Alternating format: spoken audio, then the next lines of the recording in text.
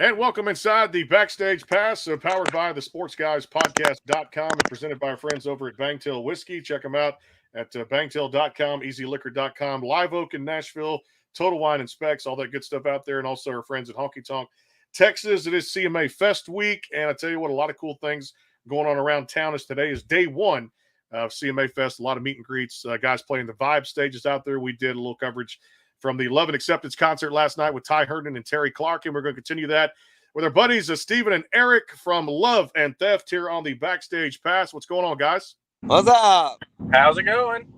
I love it, too. Eric just got off the links, play a little golf, and he's driving right now, too, so that's why you don't see his face here on the screen, but you can hear him nonetheless here with the audio, too, as well. Well, I'll tell you what, Stephen, let's start right there. CMA Fest Week, one of the biggest weeks in the beautiful city of Nashville, Tennessee, the 50th anniversary of CMA Fest. Holy crap, half a century's gone. You guys have a lot of cool things going on this week. Tell us about some of those. Yeah, it's crazy. We've been a part of CMA Fest. This is our 15th year doing here, and so we had two shows on Tuesday to kick off the week. I mean, people don't realize, but like things start like Monday and Tuesday around here because you got to spread everything out, and there's a lot of different stuff we play for. So. And then, so we have a couple meet and greets tomorrow. We have a CMA meet and greet, and then we do one for Creative Vets tomorrow. And then we play on the Dr. Pepper Ascend stage right down by the river at 3:30 p.m. tomorrow. Full band. So we're just staying as busy as we can. And so we've been doing this for a while. So we're grateful to be a part again. Yeah. Yeah. Talk about, Eric, that camaraderie, man. You guys have been doing this for a long time ever since. There he is. Ever since. I'm at a stoplight, so I can. Ever since, let's go into right to it, man. Angel Eyes, one of those songs, 2011. We take people back, but I love it. 90s country is making that resurface now a little bit, depending on what artist you talk to there in Nashville, Tennessee, or at least some conversations that I have too. And this, one of your biggest songs ever, man. Hitting radio, played over and over again. I'm sure that one never gets dull to perform live. And take us through the writing of that one, how Angel Eyes came about, Eric. Yeah, we wrote that one with Jeff Copeland and Eric Paslay. Jeff Copeland's the producer, or one of the producers that kind of put Steven and I and Brian together to write at the very beginning of our career. And then obviously Eric Paslay has written a bunch of hits for other artists, and then he's had a few of his own too. But we just got in a room. It was at Cal 4 Entertainment. It was a little publishing house right over there near Losers and Winners in Midtown, which has since been knocked down and turned into condos. But it was I remember it like it was yesterday. It was upstairs in like this little, like cupola type little spot. There's just the three of us, and we were just talking about ideas. Jeff threw out the phrase "Angel Eyes," and then I think someone had the idea about the preacher's daughter line, and I was like, "Oh, that works perfect." Steven's sister is a preacher's kid. My mom was a preacher's kid, and just went from there. And seemed like it was the preacher's kids, at least at my church, that always got into the most trouble. My dad was a music pastor or music minister, and it seemed like we had to put on a good face for the congregation and everyone else, but we seemed to get into the most trouble back in the day. So we wanted to kind of write about that. And then, I don't know, then the song just kind of took on a life of its own. And, I don't know, when we were in the studio recording it, I think it was Tom Bukovac that he was like, man, that just has like a cool, just timeless vibe to it. It's something that he was like, I enjoy playing it. It was fun. He's like, I don't say that about a lot of records I play on. And just that was the only song on that project that he really said that about.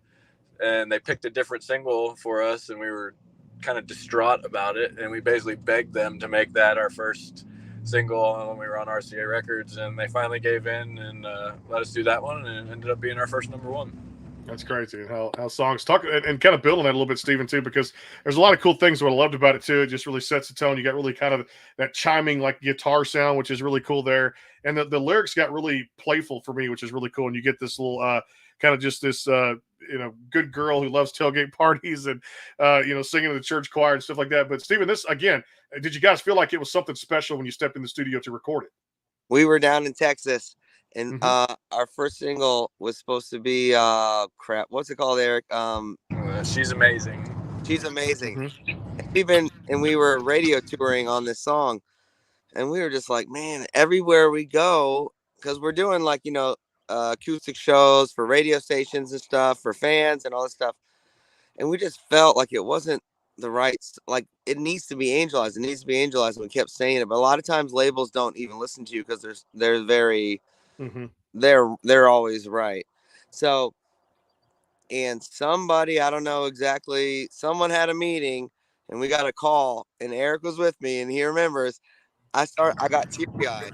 We were at the baggage claim in San Antonio Airport. Antonio. I got teary eyed because we knew that no, this is the song. Like, this is the song. Like, and we already thought it anyways, but you know, we were new to RCA and we were a new duo there. Brooks and Dunn had just left, Montgomery Gentry just left. So we were the only duo after Brian quit. And we just had a feeling that like this could be like a game-changing song for us. And they called us and I got a little emotional, but Eric knows I'm a little emotional kind of guy anyways, but we just knew, and then they changed the single and it was our first #1 and it's still a top 100 recurrent all these years later. And we're talking about top 100 recurrent with like Live Like You Were Dying and The House That Built Me and songs like that. That is like really special for us. And it's booked us a lot of shows over the we were transitioned from labels to other labels. That's good. No, it's one of those songs living on in the timely infamy of country music too, and that's why I love '90s music so much too. Let's talk about that, Eric. '90s favorites, coming back and still doing their thing. Mariba's still busy doing her stuff, and Terry Clark, and I just talked to John Michael Montgomery here on the show, and now he's got kids in the industry now. Walker doing his thing, and all these great people because the legends never die. That's so true in country music. Talk about some of your favorites and some of the artists that were musical influences, Eric, for you growing up.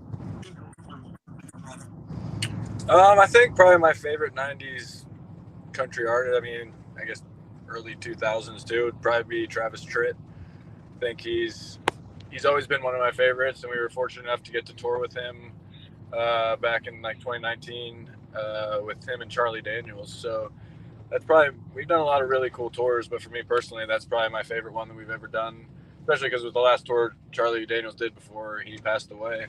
But I don't know. I just think there's so many Travis Tritt songs that are timeless that there's kids that are singing them right now. There's year-old women that love him. I mean, he just had so many good, amazing songs. He's such a great entertainer. He still is. He still sings his ass off.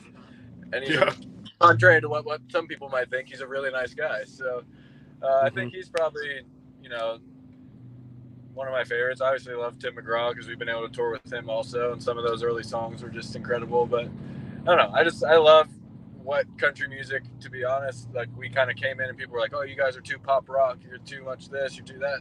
And then now people are hearing Runaway and Angel Eyes and some of our other earlier music, and it's like somehow that's considered like throwback country in a way now. So, I mean, just to see how music progresses. I mean, I think that sound is so timeless that it like people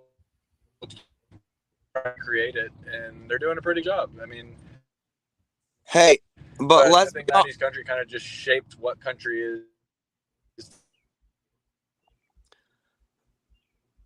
We kind of froze up there. We'll get you back hopefully in a second there. But you were saying, Steven, go ahead. Well, let's be honest though. Guess what? You are underdating us. We're from the 2000s. We didn't jump in the '90s. We didn't come out till we're in the mid 2000s. Man, don't make us feel older than we are. Well, I tell you, I say even into the 2000 range of things. And Steven's right about that too. When you look at it too, it's just you have that sound, and you brought just a great vibe to country music. I like. Go back to your first album, Steven, because not just Angel Eyes, but there were so many cool songs on there that really I think resonated with a lot of fans too. With Inside Out, Running Out of Air. You mentioned Amen there too. If you ever get lonely, give me some of the best memories of that album. I mean, outside of Angel Eyes, some other songs did some really cool things too.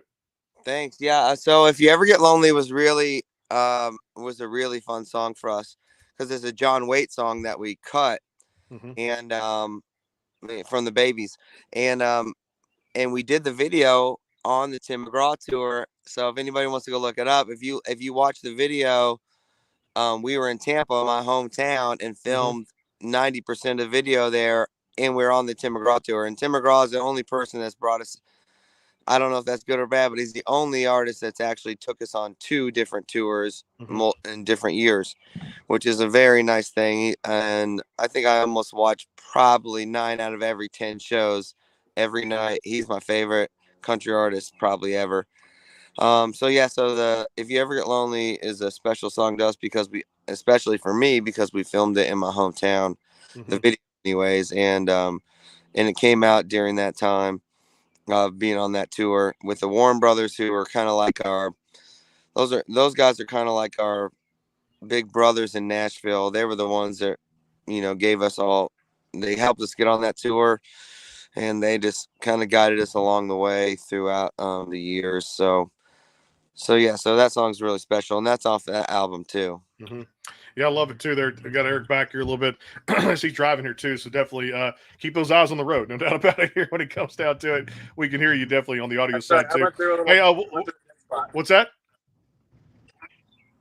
You can hear us a little bit too. The freezing up a little bit here. We'll reconnect there. We're going to take a quick timeout, pay some bills here on the podcast. Here it is, the Sports Guys Podcast.com. Again, here with Love and Theft with Steven and Eric there. Big events at CMA Fest this week, so make sure you guys check out loveandtheft.com for more out there. And of course, some great shows coming up there too, with the meet and greets and live performances there too in downtown Nashville too as well. We got some sports talk coming up here in a little bit too as well. They're big golf fans, and of course, definitely we'll have to hit the links with them one day here from all of us here at the Backstage Pass presented by our friends at Bangtail Whiskey and Honky Tonk Texas. Coming right back after a commercial break. It's Steven, it's Eric. It is the Backstage Pass at HighTideCountry.net and at the Sports Guys Podcast.com. Coming right back. Stay tuned. The Bangtail pour is comprised of a sweet corn mash base. The front has a subtle sweetness and not too sharp. It has notes of a medium char or white oak for a smoky flavor in the middle, and the tail has a super smooth and warm finish. Go behind the scenes with some of the biggest artists in music today with the Backstage Pass, powered by the SportsGuysPodcast.com. Join Brandon Morrill and his co-host Kirsty Krause as they talk to rising stars and legends about their music careers. Listen to their latest tracks and learn fun facts about the men and women behind the music you love. And be sure to tune into the Backstage Pass Monday through Friday from 3:30 to 6:30, powered by the SportsGuysPodcast.com. And welcome into the Backstage Pass. And back on the show again, Love and Theft, joining us, Steven and Eric. Of course, CMA Fest, the 50th anniversary of CMA Fest. Hard to believe we're saying that, too. Over half a century gone for CMA Fest. A cool lineup this year. Make sure you guys go download the CMA Connect app out there, too, so you can check up all the cool things out there for CMA Fest here. It's Love and Theft is going to be a part of that coming up this week. The lineup, the schedule. You can buy tickets. The fan access presented by Busch Light. CMA Fest virtual assistant powered by Durango Boots. The support music education, the CMA Connect app has it all, and the 50th anniversary of CMA Fest is out there for you guys on the App Store, Android, and iPhones out there too. We'll try to get Eric back on the show. No, he was driving there, had to pull over there to stop to be on camera with us too. We'll go with Steven here too as well. There's Eric back with us. Technology at its best here. Sorry, on the Backstage. I finally am home now. So. He got to the house. All good. Hey, I wanted to go back to a great record you guys have put out there in 2015 as well. And I thought it was one of my favorite songs. You guys did it as a duo at the time. Whiskey on My Breath. Just another one of those songs. My God, you guys hit it from the harmony side of things, Eric. It was really awesome. And just kind of take us through a little bit of that particular song, the album, and some of the best memories of Whiskey on My Breath. Yeah, that song in particular, Steven had a little retreat, and they went up to their family cabin, and there's, I think, Trent Tomlinson, Adam Craig, Russell Dickerson, Tyler Reeve, Steven, Mark McGann, a couple other guys, I think. And, they wrote it, and then Steven, sent me the work tape of it. It was like, holy crap, man, this song is amazing. We should definitely do this. And luckily, all the guys that were a part of writing the song were down for us to do it. And I think it's probably my favorite song we've ever recorded. It's a big part of why I've been sober from alcohol for the last 8 years, and a big part of that was because of that song. And it was cool to be able to, take something where I wasn't sober when we recorded it and started singing it. And I almost felt guilty about singing it every night because it was a big fear of mine. It's that's one of my biggest fears, is being hammered and dying somehow and having to walk up to the pearly gates as a drunk. I mean, that's the worst thing ever, to be stumbling into heaven. So think it just made me think twice about my own alcoholism and some other stuff, and that's a big part of why I got clean from alcohol. But it's more of one of those throwback traditional country sounding songs. I think it has kind of taken on a life of its own, and I think it wasn't a number one. I think it only peaked at like number 21 on the chart. It was only up there for a little while, thanks to Bobby Bones and his promotion of it. But I mean, people come up to us and they ask us, they're like, "Man, how is that not a number one? I could have sworn that was. I heard it everywhere." And I think it was one of those viral things, and it was one of those songs that just means something special to a lot of different people. And yeah, it's my favorite song to sing every night. It's my favorite song that we've recorded, and me too. I think it probably always will be. I mean, we can always write something close, but it's a powerful song. I mean, it's the only song that like we sing it every single time, and there's at least one person with tears in their eyes, if not half the audience. Just because who doesn't know somebody that has struggled with addiction or depression? It's a real thing. So it's a powerful song. I think that song in particular also just goes to show how incredible music really is, and the healing power that it has, the ability you have to touch someone 30,000 miles away from you. I mean, it's crazy what music can do, and it's also crazy the connection that it can give you with someone that you've never even met. So it's been fun to experience that and see that, and hear people's stories about it, and that was a cool record for us to make. Also, we were in the process of making an acoustic record, and then it kind of just turned into a more organic sounding fully produced album. Doesn't have any electric guitars on it, but it was just a cool collection of songs for us to be able to put out. It was stuff that that we might not have been able to record for Sony or for Lyric Street or for even Curb Records when we were on there. So it was the first chance that we really had to like do what we wanted creatively, and it's my favorite project I think that we've done. One of the best there, Steven, and I'm sure for you it has best memories for Whiskey on My Breath, right? Say that one more time. Sorry. No, you're saying the song that Eric was talking about there. I mean, it's very personal. People that really have to go through depression or have to go through anything, any type of alcohol problem or addiction. Very personal song, but it had to be one of those that definitely gets the message across. Give me some of the best memories of Whiskey on My Breath. Well, also one of the best things is how much it means to Eric and I collectively. Just like he said about he hasn't drank in a really long time, and that's really hard in this industry to especially hang out with me and to go on the road and stop drinking and still network and still be a part of the industry and still have shows, because everybody around you, no matter what town you're in, it's their big night to party. But you just did it 2 nights before that. You know what I mean? So I admire Eric a lot for that. One of my favorite moments of writing it was we wrote it at my family.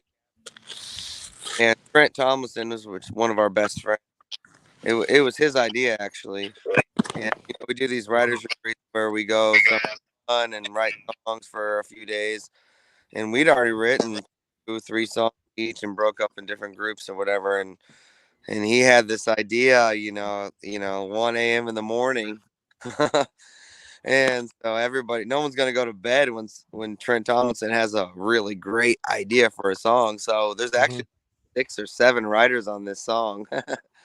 Russell Dickerson, Tyler Reeve, Adam Craig, and some others. So it was a special write. And I think, but like Eric said, it's my favorite song that we sing every night. Not just because of what it means to Eric, but also because it's the most impactful song that we have in our set. And most of our acoustic shows, we actually close the night out. So, yeah. So that's it. No, it's one of your most listened to out there, requested too. I want to go back to one, Eric, Runaway. Let's talk a little bit about this one too as well, because that's still among those top songs that really flow on iTunes and get people to download it too. Runaway, man, good feeling, good song, and definitely fans still love that one. Yeah, and that was kind of like when I was mentioning earlier, like when we first came out, people thought we were more on like the pop rock side of country, whereas now I would say we're more country than a lot of things that are considered mainstream country now. But that song in particular just had a cool rock groove to it, and it was kind of the same thing. We had an entire record finished. We brought 13 finished songs to Lyric Street Records, and they signed us, and they were listening through all of it, and they liked a couple other songs. They were thinking about releasing a song first called "Don't Wake Me." They were thinking about doing another song as a single, and that was kind of another song that like raised its hand in the sense that it was begging to be the single, more or less. And I think Stephanie Keshi, who had been, I guess, a program coordinator at Lyric Street, and then Katie McCartney, who's now running, a label or a management company. Like, I think the two of them kind of petitioned for that to be the single, or maybe it might have been John Ettinger, I'm not sure. But anyways, someone really, really liked that song and wanted that to be the single. And I think we were all as a band on the same page that we wanted that to be the first one that we came out of the gate with. And really, that was what we wanted our first impression in the business and to radio to be. And I still remember that radio tour like it was yesterday, and it was fun hearing people react to our songs and just the 3-part harmony. And, we had kind of been put together and set out to be like a modern day a country Eagles in a sense. And so to hear program directors and other people talk to us and tell them, man, you guys sound like brothers, you sound like the Eagles, it was the coolest thing. But yeah, that song, I mean, again, that's also probably top 5 favorite song that we've recorded. I guess probably top 3, and also probably 2 or 3 favorites to play every night. It was a cool song. It's it set up our entire career. It really did. And we've been the victim of some unfortunate circumstances just with labels shutting down, and kind of in the middle of a single after Runaway, we put that out. We had another song that was screaming up the charts, and for whatever reason the label shut down because of some scandalous things that were happening. And but we were fortunate enough to get to go over to RCA after that and then record the record that had Angel Eyes on it. But I don't know, some of my best memories are from that first record that we recorded. We recorded a lot of it up in Brooklyn, New York, and then some of it at some really cool studios here in town. And it was cool just to kind of be thrown into it. And it was kind of, you were cutting your teeth through just like baptism. They threw you into the deep end of the pool, and it was like, all right, here we go. So it was a cool experience. But yeah, that song Runaway is, set up our career and, set up everything that happened after it. So it's definitely was a blessing and one of my favorites for sure. And we wrote it with the guy that introduced me to Eric, which is Kanan Smith. Okay. I moved to Nashville with Kanan, and he introduced me to Eric actually on Belmont's campus. So that makes it even more special. Yeah, no doubt. Another great artist out there too. You look at all those things. Eric mentioned about unfortunately the labels shutting down and singles that are pushing to the top of the charts and having that team behind you too. You guys have had to stick together through thick and thin over the years too. Give me some of those challenges, Stephen, how you overcome those, especially for new artists in the business. I talk to a lot of independents here on the program, and they say that the hardest thing is just getting your name out there. Being an independent artist or trying to get the backing of a label, and when you don't have that, it gets tougher. What advice would you give kind of young artists today? And you guys have been through the ringer, and you're still together after all these years. Yeah, man, we're best mates. So, and we can be honest with each other. And I think that helps too. My family's close. His son actually just spent 3 days at our house this weekend, just swimming and playing sports and all that. A football camp next week. There you go. But I think one of the things for us is we have the same goals, and we don't. We've barely ever fought in 15 years of touring together. You have your moments where you got to be honest with each other, which we always have those. But one of the things I know that Eric cares about me, and he knows I care about him, and it works. So the independent thing though is a little different. It sounds really great to own your own masters, and we were like, oh, we own our own masters for the first time ever. Well, if you don't have behind you that can't get it heard, it doesn't matter if you own your own master. That's something we just realized with our Better Off EP, which I think is the best stuff we've ever put out. If you don't have a great team behind you that can get it out there, it doesn't really matter. We're not TikTokers. Maybe one day we will be. I don't know. That's currently our vibe. So our way, we're radio babies. We always have.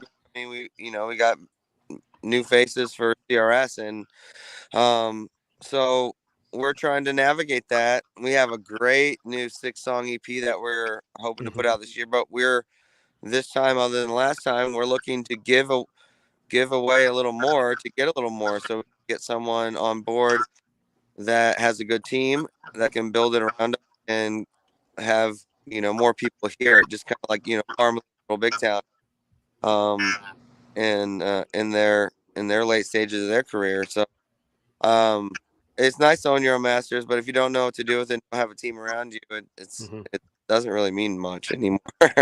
Right.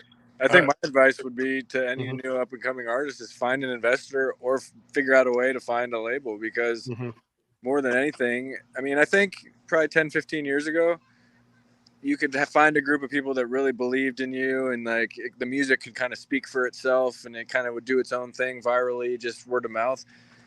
It doesn't matter anymore. Like, I mean, people are so wrapped up in social media. People are so wrapped up in the minutia of this day-to-day instant gratification. You need a hit right now, that you have to have money to do anything in any business. Like, money is what makes the world go around, unfortunately. Sure. Yeah, it's the root of all evil, but it also, if you have enough of it, it gives you the ability to do enough things to make yourself happy. I mean, you can't do anything without it, let's be honest. So finding a group of people with deep pockets that really believe in the music, I think, is the key in this day and age, because it doesn't matter what it is. You could be Chris Stapleton and have the most amazing songs and put them out there on the internet. If you don't have money pushing it to the right people in the right place, it's not going to mean jack shit. Sorry. Oh, you said it there. Amen. I'm with you on that too as well, because that's any line of work out there, and you're right there preaching to the choir too, because it's so true. Hey, back to the Whiskey on My Breath album, Stephen. I love the one off there, Hang Out Hungover. Let's get the story on this one too, because it's such a upbeat kind of fun song, and just a fun song to have a good time with. Put it that way. We got a good buzz. We're feeling all right. Dude, honestly, I wrote that song so long ago, I don't even, no offense to Eric or anybody I wrote it with, I don't remember who I wrote it with. I think we wrote it with Jimmy Robbins, right? No, I don't think so. See, I don't even know. It's been like, maybe I was hungover. No, I don't. No, we wrote it with Jimmy Robbins for sure, and maybe John Knight. Was John Knight there? I don't. First off, I love that song, but like I have no stories, a recollection of. It was probably CMA Fest week, and we probably wrote it the day after one of the shows or something, or CRS. That's the worst. Yeah, well, that's too. Heather tunes in too. Our YouTube channel. She says, "Hang Out Hungover" is my favorite song. Laughing my ass off. He's at CSBL. Already knows that, so that's Heather. Awesome. Yeah, it's definitely one of those songs that just rings true there too. We'll try to reconnect with Eric there on video there too as well. Again, we got to take the final time out here on the show. It is the Backstage Pass. Powered by the Sports Guys podcast.com, and of course presented by our friends at Bangtail Whiskey in Honky Tonk, Texas. The CMA Fest going on all week out there. Make sure you can catch Love and Theft out there on the schedule. Download the CMA Connect app now for the lineup and schedule tickets, CMA fan access, the Fest virtual assistants out there too as well. And if you go through that app and play around with it all week, is I feel like I've been there and I'm not actually in the city. I was at CRS, but I didn't get a chance to do this one. Hopefully next year, 2024, the 50th anniversary CMA Fest kicked off. Well, I guess for most people, Monday of this week, but officially tonight too as well. We'll take a quick time out here for our friends at Bangtail Whiskey. Coming back more with Eric and Steven. Love and Theft here on the Backstage Pass. Stay tuned. The Bangtail pour is comprised of a sweet corn mash base. The front has a subtle sweetness and not too sharp. It has notes of a medium char or white oak for a smoky flavor in the middle, and the tail has a super smooth and warm finish.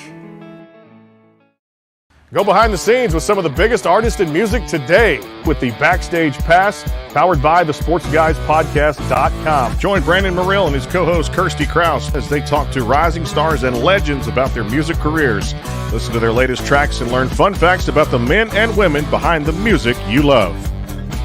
And be sure to tune into the Backstage Pass Monday through Friday from 3:30 to 6:30, powered by the SportsGuysPodcast.com. And welcome into the Backstage Pass. As the final segment here on the show, Eric and Steven from the group Love and Theft here on the Backstage Pass, powered by the SportsGuysPodcast.com. So sports talk coming up here in just a little bit too as well. And, of course, the new project. You mentioned the new EP. Can't wait for that project to come out here in 2023. I tell you, Eric, we'll start here with this one. I want to go back to the self-titled record, 2012. One off there really did it for me, and it's, I'm sure, one of the most top stream songs there on iTunes out there now. If you ever get lonely, what was the backstory of that one? Yeah, that was If You Ever Get Lonely was another one of our favorites. The A&R guy at For All of Sony back in the day had played us that. And I think the first original version that he played us, someone other than John Waite was singing it. And then he mentioned that, I think John Waite cut a version of this and wrote it with, a bunch of guys that we were familiar with, some of them that we were friends with. But once I heard the John Waite version of it, I was like, holy cow, that's incredible. I mean, I grew up listening to John Waite and loved, I Ain't Missing You at All, just the cool texture to his voice and the emotion that you can kind of feel when he sings. So for me, when I heard that, it wasn't a song that we had written, but it was a song that was pitched to us, and we really wanted to cut it just because it was such a great track. And so to hear a legend like him singing it, and then to be able to cut a song that he was part of co-writing was a pretty cool opportunity for us. And I guess it was the third song that we released from that record on Sony, and we had Angel Eyes. It was number one, did really well for us. And then at the time, Sony had signed 6 solo female artists, and for whatever reason, Gary Overton, who was running it at the time, wanted to put out those songs after Angel Eyes. So we waited 9 weeks before we even sent another song to radio after Angel Eyes, which for us, to be honest, really sucked because we were wanting to ride the wave and capitalize on the momentum. And for whatever reason, I've really never seen it happen before. That's what happened to us. So that next song, Running Out of Air, it was it felt like we had a lead weight tied to the song trying to get it up the chart just because some of the excitement had run out. And then that song, I think, peaked in the 20s on the chart. And then we really thought we were going to get another really good push for If You Ever Get Lonely. I think it did pretty well too. It got into the 30s, maybe the high 20s, low 20s even maybe on the chart. But it was one of the most reacted to songs that we had released up until that point. People loved the video, people loved the song, and just it was that kind of just a cool power ballad at the time. And coming off those years where Rascal Flatts and Keith Urban were releasing just incredible power ballads that were just spending multiple weeks at number one, we thought that one would do really well. I was in Target 3 days ago. Not that I like Target very much anymore, but I was in Target a few days ago and they were playing it in there. And then I heard it in Walmart. I heard it at a gas station a month ago. So it's still on a lot of those cool playlists and a lot of that stuff. So it's fun to see people still, listening to that song 10 years later and, they're still into it. So it's fun to see just the life that a song can take on its own, kind of even apart from the artist, that people react and they feel something when they hear a song. And that's, it's been cool. It's had some cool moments and opportunities, and it's given us some great opportunities as well. Well, I think that's one thing I hear a lot of the show too, is not every song has to be a number one to make somebody feel something. And I think that's one of the cool things on a chart. It's great. It's cool. But you guys have made me feel something over the years. My daughter's listening to your music now. I'm 43, so I was 32 when that album came out. So again, time flies. But this, again, is for me, it's like the song. Somebody was asking me the other day. I was actually in a Walmart Target. How funny that is. But they come up to me. You're hosting the Backstage Pass. Yes, ma'am. Such and such, what have you. Well, do you want to start something different? And next week we may start something different. But 90s country song into 2000s, when it was hot, it was good. It was you guys have been doing this for a long time. And these songs that will come on, and that could be at a truck stop sometimes, and you hear Angel Eyes, or songs that just really stick with you. And it's the first chorus, the first verse, the first instrumentation of a tune. Steven, it really does it for me. I'm that's Love and Theft. That's John Michael Montgomery. That's Tim McGraw. That's George Strait. That right there, that's music to me. Not every song has to be number one to make somebody feel something. Kind of build on that, Eric, Steve. Yeah, well, I mean, Whiskey on My Breath is a perfect example of that. And so is, we have a song called Everybody Drives Drunk. And it's about how everybody's got something on their heart and on their mind. And we take it with us everywhere we go. And we have people request a song all the time everywhere we go. And it was just an album cut. So that's one of the things, keeps Eric and I going. Definitely Whiskey on My Breath for sure, because it wasn't a huge smash, but it ended up on that show, The Ranch. Eric and I, so many stories, like he said earlier, about people coming up to us and people literally puts them in tears. It's and it makes doing music, you can write a song. We have a song called Let's Get Drunk and Make Friends. Well, that song's not changing nobody's life, maybe it encourages you to make a friend, but it's also encouraging you to, to get drunk, which is not probably the best encouraging thing, whatever. But like we have songs and throughout our albums, we always try and put something on there. With our new album, we have one on there that's gonna be exactly this song, like kind of Whiskey on My Breathish, and that's like what makes it worth it at the end of the day is like you, instead of just making everyone have a good time, not going to throw any artists under the bus, but like some artists that all they're singing about is drinking songs. And we have songs about, life and the things that make a difference. And that's like really fun to put on an album because when you throw it in your set, there might be people there that don't even know you, never heard you, which is really nice. We have that all the time. That might, it might make a difference, and that's cool. And I also think, just to add to that, we might have shot ourselves in the foot in a sense early on in our career because we have always made basically a pact to stay true to ourselves creatively and to the music we want to release. I mean, we were pitched, by the A&R people at Sony in particular. They wanted us to cut all outside songs. But the most success that we've had as artists with songs on the charts are songs that Steve and I have written either together or that we both sing lead on and go back and forth on, because that's really in my mind, the heart and soul of our sound is the ability to both, switch back and forth, sing lead, but then also our songs that are authentic because we wrote them. And I think our listeners, our fans, and people that aren't fans of us that are just hearing us for the first time, I think you can hear the emotion in our songs. I think you can hear even in the silly songs, it's like they're very purposefully written and purposefully recorded in a way that we want people to have a glimpse into our lives as artists and human beings, because I think that's, for me, what attracts me to other people's music is hearing and feeling that authenticity. And I think the business in general, a lot of that has been sucked out of it because people are so desperate to be famous and have a song on the top of the chart. So I think me and Steven will always be true to ourselves and be true to the music, and maybe won't ever be the biggest band out there, but I think we still have people that come to our shows and want to listen to us because they recognize that realness and that side of us that we aren't afraid to show. And we've always been very honest as people, as artists, as friends. Just what you see is kind of what you get with us, and I think that's why we're still around 17, 18 years later, just because people appreciate that. And we do love each other, and we get along great, and it's a great situation that we're in.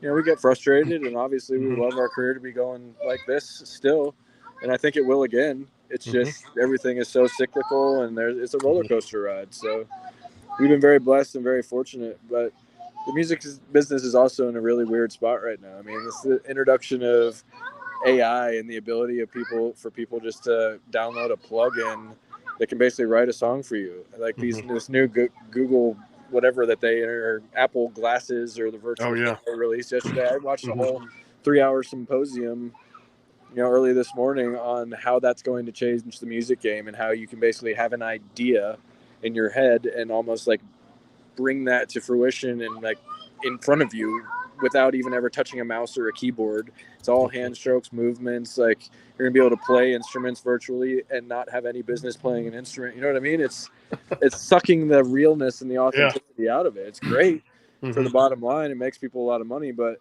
in the long run, I think we're going to lose that human component that makes music so great and makes entertainment and film and everything else. That's what makes it so great, is because every one of us has our own outlook. We're the only one that sees the world the way we see it. So I think that's probably by design. They're trying to suck that out of it. And I think that's literally, it sucks, and it's going to suck for the business. And I think we're going to have to go through a stage where it is just very cookie cutter AI manufactured BS. But eventually I think the cream rises to the top, and the wheat separates from the chaff, and people will be back to searching out and wanting good music again. But yeah, sorry to go off on a little tangent. No, you're good. You're good. But there's a lot of truth into what you're saying too, no doubt. I wanted to ask you about this before I get into a little sports talk with you guys here on the show. Away in a Manger came out last around Christmas time, right in there too as well. I mean, taking a great song like that and really putting just a great personal touch on it. Again, the harmonies and a lot of cool things with that arrangement and that particular song. How much fun was it to put you guys spin on Away in a Manger? was pretty cool. I was excited to do it. I grew up singing that song in church, and we had written a little chorus to it back when I was in high school with a buddy of mine.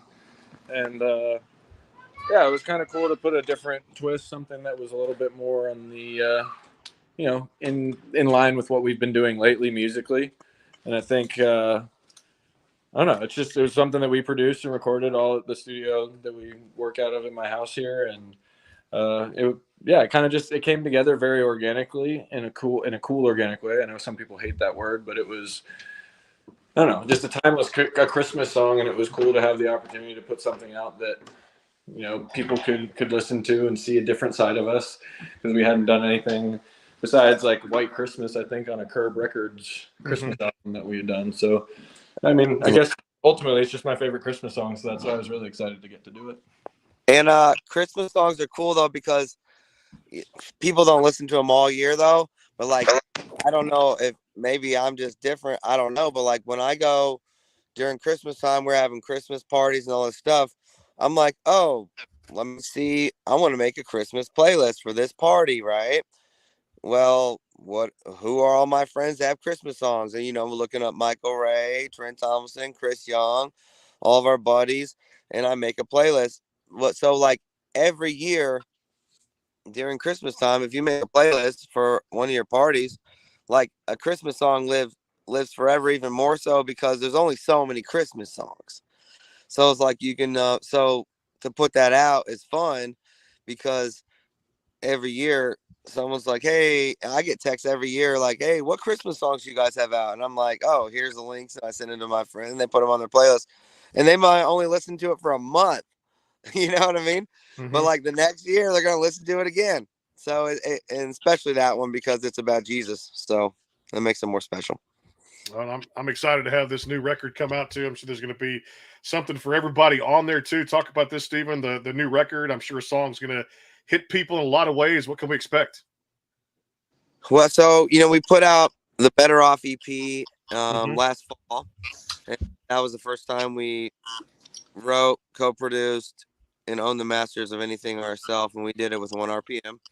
And so our new goal is to try and unless somebody comes up with a better plan, is to do like 6 songs every 6 to 9 months. And this, honestly, the only problem we have with this album is we're still writing, and then we're like, oh crap, how are we gonna pick 6 songs? So it's gonna be tough. We might release more. We don't know.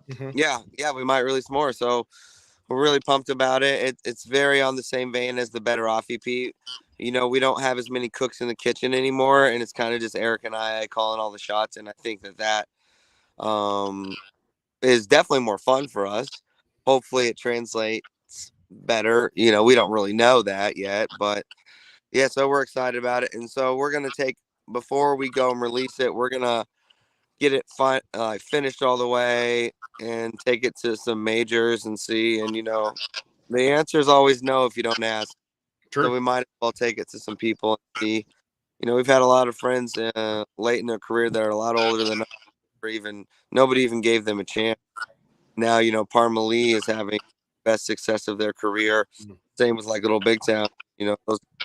They're 10 years older than us, but they really hit it till their mid 40s. So we're like, you know what? If it's good enough, then hopefully it'll resonate. I think that's kind of our short-term goal for it. So, but we're pumped about it. Sure. And I guess, and on that same vein of if you don't ask, the answer is no. If there's any really rich investors out there listening to this and you want to get in the music business, give us a call. We're all about it. You never know. I love that hat he's wearing right there. That blocked this hat Steven's got on too. I've been staring at that ever since he put that on camera, which is I love that. All right, let's talk some sports. You guys are obviously huge sports fans. I love doing a grand slam of sports and music here on the Sports Guys podcast.com. So, Eric, I'll start with you on this one. I love the tattoo he's showing there, too. Was that Tom Selleck? Tom Brady / Bucks tattoo. Oh. The Bucks tattoo. Well, there you go. I was going to say, start there for me. Okay, Tom Brady, greatest quarterback of all time, hands down, not even arguable. That's just hands down. It is 7 Super Bowl titles. Football, baseball, basketball, hockey. Steven, start there. Give me your teams, who you root for, and why. Well, I'm from Clearwater, Florida. And so I'm a big Bucks Lightning fan and Rays fan. I was actually at the first Rays game ever. Wade Boggs hit his 3,000th hit, which was a home run over my head in right field. So that's my favorite sports moment of all time. I'm obviously a huge, Tom Brady. I already admired Tom Brady, but when he came to the Bucks during COVID, I literally maybe cried, probably. No, I did cry actually, because I was like, man, we already had all the elements ready to go, and then he wins the Super Bowl his first year there. Pretty epic. Like even sports, like a lot. Like you think, like people think they're sports fans. Like he's like obsessed on a different level, like borderline unhealthy, but it's a pretty extreme thing. I'm right there with him too, Eric. I'm right there with him, no doubt. It's a bad drug, but when you love your team, you love your team. And you can see my hat too. I never thought I'd be wearing one of these, the Houston Astros World Series champions hats, but it took after the first one, it was kind of the question mark. People said, I don't really care. But yeah, last year was validation of we got a pretty damn good ball club. You do. I'm a born and raised Yankees fan, so you know how I feel about you. Yeah. No, Eric and I. And also, my best friend broke Jose Altuve's hand, so you're welcome. Yeah. Okay. So that was your. Oh, okay. Well, that's the baseball classic, and what happened to get him out of there too. And definitely, he's back in the lineup now. Of course, they got a big series with Toronto and Tampa Bay. I believe they go to Tampa Bay this weekend too. So it's gonna be fun. And I'll tell you what, the parity in the game is so really cool now.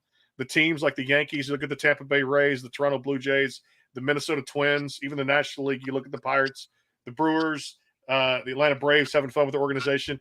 It all comes down to coaching, player development, scouting, things like that too. I used to work in pro ball, so I know very well offhand that's a really key thing too. And I think for baseball, man, it takes all 25 guys to win a championship.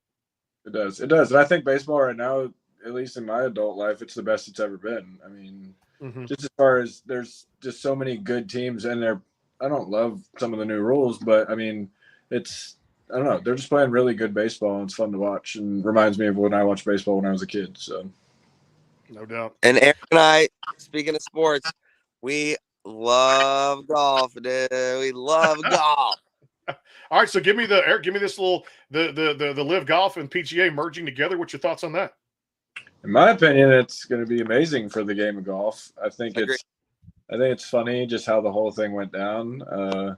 It's funny to see different people's perspectives. It tells you a lot about the people just as people. I mean, I think it's been, I don't know, golf is always such like a secretive sport. You didn't really know a whole lot about their lives and what was going on. So Full Swing on Netflix, I think, brought a lot of new fans to golf, and it allowed you to look into these people's lives. But now it's like you got a little peek into their psyche and the emotional side of what they go through, and just seeing how they dealt with some of that stuff in the show. Now, the guy, I mean, in a way, I kind of hate it for some of the guys that did try to stay loyal to an organization, didn't go take the money, and then their leadership kind of screwed them over in the end. I mean, it should have never gotten, in my opinion, to the level that it got to. If guys want to go play on a rival tour, let them go do it. I mean, it just turned into a lot of political bickering and showed a lot of immaturity, I thought.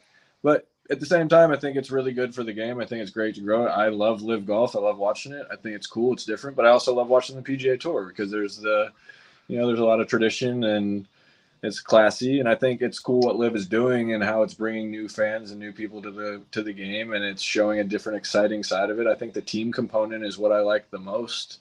It allows you to, I don't know, it gives these players something else to play for once. I mean, even if they're having a bad round, it's like, hey, having a bad round, but one stroke difference here could be the difference in you winning a couple $100,000 extra.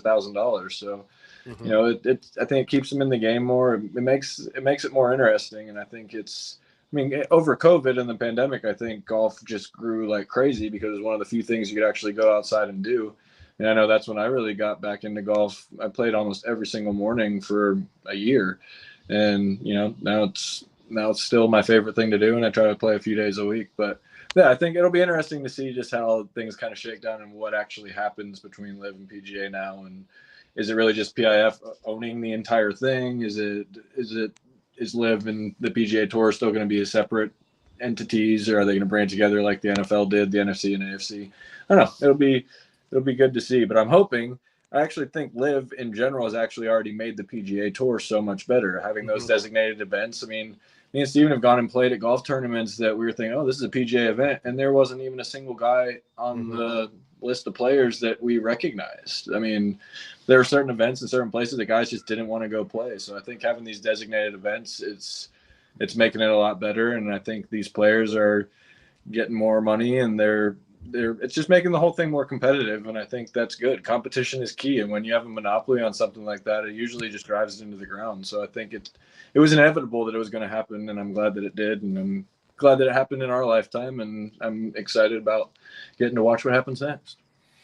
Well, I'll tell you, it's going to be an exciting thing. I think it's good for the game of golf. And like you said, too, as well, Greg Norman, I know, is fronting this, too, as well, two-time U.S. Open champion doing this. And it's not going anywhere when it comes down to it, too. And I think it's just going to provide a lot more the merging, the acquisition of it, the whole process it's got to go through, too, as well. And as you mentioned, money makes the world go around. And part of the merger is they see the almighty dollar and they can make more money. And I tell you what, for a guy who's been to the PGA events, these are some of the best golfers in the world that are doing this. And more power to you. If you can make more money, go do it. Yeah, and some of the PGA guys that were like trying to shit all over the Live Tour, I'm like, you look at the leaderboard, you got it's stacked. Those are the guys that I wished I was seeing play on the PGA Tour. So I mean, and then to have Brooks come back, almost win the Masters, and then win the PGA Championship again, it's amazing, and it shows that both tours are incredibly competitive. It also shows money talks, and these guys aren't stupid. Golf isn't a team game, never has been. It's a solo sport. It's a brutal grind. Like all the pro golfers we know, those dudes work their ass off. I play with a guy a few days a week. He's out there for 18 hours a day grinding and just working his ass off, and then he has one bad shot in a tournament, and that causes him to lose his tour card. It's wild just how competitive and how brutal it is. So I think having even more avenues and more opportunities for these young kids to get out there and show off their skills is going to be huge also. And we know the PGA always had money. They just didn't want to give it up. Yeah, I still don't understand how the PGA is a tax-exempt organization. It makes no sense to me. I mean, it does on paper, but you know that's not on the up and up. Eric, we should turn into a nonprofit ourselves. Does that mean you have to be making money? No doubt. I'll tell you. What's that? What you say, Steven? Eric and I are taking none of our shows. We don't get paid for our shows. We're just going to take a donation. Yeah, we're going to start doing love offerings like the Christian music industry does at church. They're killing it in there. No doubt. I love it too. Hey, what's when it comes to, I guess, being on the road, the touring, Nashville spots, I guess Nashville spots included, because I got to do CRS the past couple of years. I hope to do CMA Fest next year too. Favorite eating spots or restaurants in Nashville? What do you like, Steven? Oh crap. The Smiling Elephant is really good for Thai food. Eric, what's that? What's the new club that Justin Timberlake has right across from the 1380 or something, like the number 1230 Club? 1230 Club across from Bridgestone is fire for something right downtown.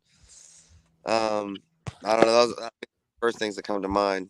Stateside Kitchen's got great food. They have a really good, unique turkey Reuben, and they have the best crab dip that I've ever had. Man.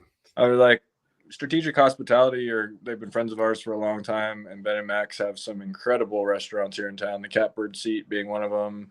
Catbird Seat. A couple other spots that they own merchants downtown also. They do a really good job with everything that they, have their hand in. I mean, Nashville is crazy. There are so many amazing restaurants. Like E3 Chop House is an amazing steakhouse in Midtown that Adam LaRoche and his brother Jeff LaRoche own with some other artists and stuff. So there's incredible food and incredible spots all over town. I think my favorite live music venue or area is probably Losers and Winners. Good friends of ours own that also, and my wife used to work there. We used to spend a lot of time there. We still go play Whiskey Jam there all the time. So that's a great spot. But there's also some, like the Sky Deck down there at 5th and Broadway across from Bridgestone. That stage up there on the roof is absolutely incredible. We were just up there the other day, and I don't know. It's such a great town. I mean, there's live music literally everywhere, and there's no other city like it in the world. There's like other cities try. I mean, people that love Austin, they think it's great, but they don't even hold a candle to Nashville as far as just all the venues, all the bars. And the people here are a hell of a lot nicer than in Austin. Let's be honest. Agreed. I'm with you on the Nashville music scene. It's one of the best out there too. I'll tell you what, when you're in it for a long time, you know the secrets that make it work too. And these two guys are two of the best in the industry. I've been through the ups and downs. Can't wait for the new album to come out.